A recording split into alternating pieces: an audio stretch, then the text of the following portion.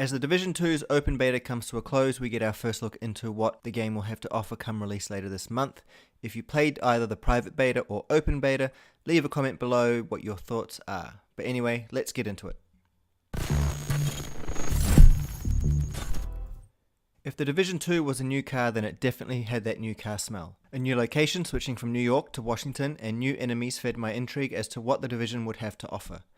Now, to think that there would be a drastic change from the Division to their new game would be very optimistic, and while they have added some new things, for the most part the game looks to be much the same. A new HUD and UI, but very similar gameplay. Ubisoft do a good job so far with keeping what worked and improving upon what they had already. If you are hoping for something completely different, you may be disappointed. For the most part, The Division was a great game but lacked in story and in-game content, with the Dark Zone becoming a troll fest which turned people away. I'll get into the Dark Zone a little bit more later, so let's start with the story in the beta. From the moment I loaded into the beta for Ubisoft's The Division 2, it absolutely felt like I was playing something fresh.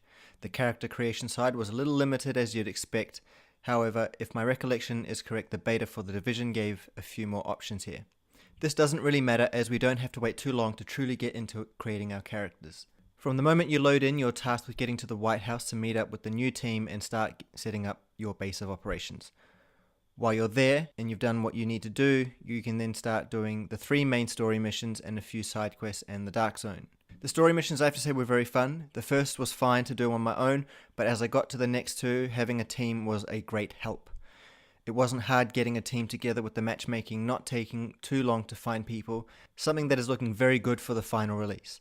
And this could be a very good reason why you want to play with friends or take advantage of Division 2's matchmaking. Getting overwhelmed in a gunfight was something that happened to me all too often, and it changed up how I approached every fight. What looks like an easy battle ahead quickly turns into being flanked and having enemies approach from all angles, so camping in one spot was not advised. It was a fresh welcome to see this happen in not just the story missions but in the side quests, which mostly felt like they were also part of a main quest. Some of the battles took longer than I thought they would, as enemy types force you into changing your approach. And just when you think you have cleared the enemies in the area, one turn of a corner will remind you to stay on your toes because the battle isn't over. So far, it seems the combat system in the Division 2 has improved. At no point in the beta did I feel like something was out of place. Movement feels smooth, whether it is hopping over a barrier or a wall, or getting into cover. It all felt like how it was supposed to be. The Dark Zone starts off with a simple PvE mission to unlock the DZE, which acts more of a tutorial for when you go in.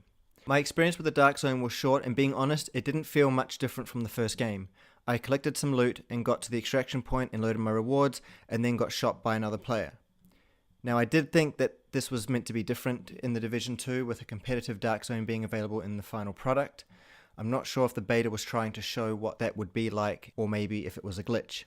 Anyway, it was still fun to a point, and NPCs within the Dark Zone are more focused and tougher to beat. So being smart about how you approach these enemies is a good way to move forward. Now, not to poke fun at Anthem, but loot drops so far are very frequent. Whether it's armor or weapons or crafting tools, you're guaranteed to walk away from any battle with a great amount of loot, which maybe BioWare could take a look at how loot should be done. Even if you don't pick up something useful, gear can be picked up from vendors placed at your base camp and shelters, and isn't locked behind ridiculous prices.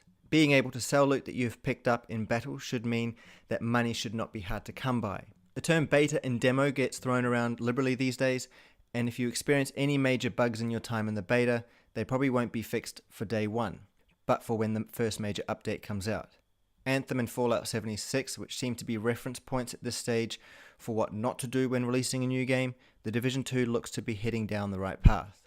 The only real glitch I experienced was a control point where an enemy got blocked behind a door, meaning I couldn't complete it, but it wasn't game breaking, so it doesn't deter me from wanting to play the full game. The day one patch will no doubt be a fair size, but will be stuff that Ubisoft themselves have already been working on. So as an early taste of what is coming in a few weeks, it's safe to say that the Division 2 is looking very promising. I know only time will tell if they truly have improved upon the first game, but if the beta is anything to go by, we may be looking at a true competitor to Destiny and maybe one of the best MMO shooters in the current console generation.